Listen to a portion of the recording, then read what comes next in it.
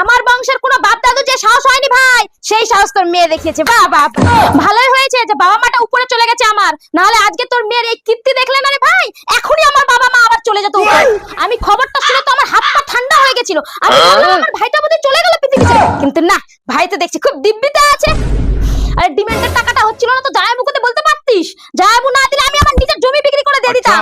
এতটা বুকের পাটা আছে তোর বোনের। কি বলছো বৌদি? আমার ছেলে মনো বিয়ে করেছে তার জন্য কথা বলছো তো? আরে সে লাভ ম্যারেজ করলো, নিজের জাতের মেয়েকে করেছে, আর আমাকে বারবার বলেছে মা তোমার এই মেয়ে পছন্দ না হলে আমি একেবারে বাদ দিয়ে দিব। তোমার মেয়ের মতো না গো, জাত না দেখে কুল না দেখে ঢুকে গেলাম যার তার ঘরে। মা প্রিয়াঙ্কা, একটা পরিষ্কার করে কথা বলতো, আগে ওই ছোড়াটা না পরিবার? চুপ করে থাকিস না মা, যা তুই কাণ্ড করেছিস, তোর এই চুপ করে থাকার অভ্যাসটা একদম পছন্দ হচ্ছে না আমার। এই চুপ করে থাকার অভ্যাসটা যদি যখন বাইরে বাবা পড়তে পাঠিয়েছিল তখন থাকতো, তাহলে আজকে এই কাণ্ডটা ঘটাতে পারতিস না। তোকে আর বলবোটাই বা কি, কিছু গুণ তো তোর মায়ের পরিবারেরও আছে না তোর মধ্যে।